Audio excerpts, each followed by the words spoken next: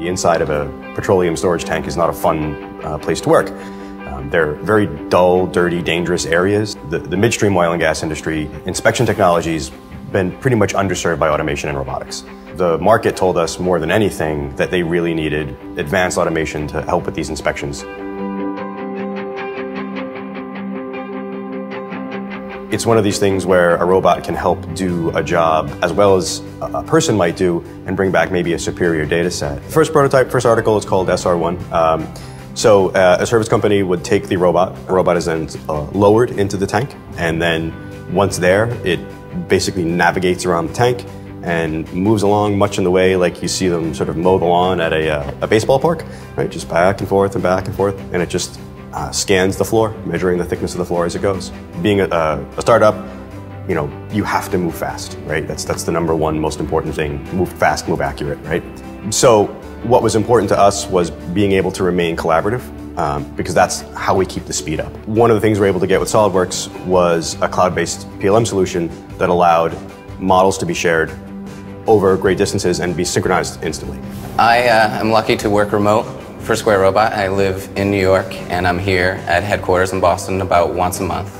The PLM services has allowed us to share CAD data back and forth so that Sarah's models, both subassembly and parts, can quickly integrate into that top-level assembly. Square Robot doesn't have any servers. We basically use everything cloud-based. Previously, we'd have to communicate on a regular basis and let each other know I'm working on this specific part at this specific time. With the new 3D Experience platform, it's a lot easier to see who's got what parts reserved and who's working on what, and you can see when it was last updated. It's drastically faster to get simple changes shared. Sarah can upload an update, and I can hit refresh and pull down the new model instantaneously. So if I wanted to make a change to this assembly, I can open up each individual part, and it'll pull up a whole new version of my session. And then once this is pulled up, I can go into my session and I can check to make sure that there haven't been any other changes, because the platform will show me right here if Charles changed something and if I need to update my part.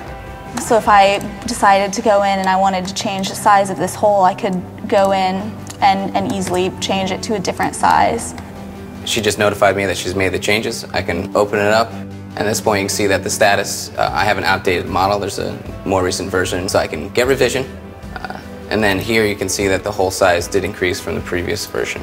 So in the PLM services platform, there are bookmarks which allow us to organize each of the parts. We like to put at least one bookmark, 2 parts. So like the off-the-shelf components, you know, miscellaneous hardware, sensors, they all fall into some category, maybe navigation. It allows us to quickly search a category of parts for multiple SolidWorks parts and assemblies.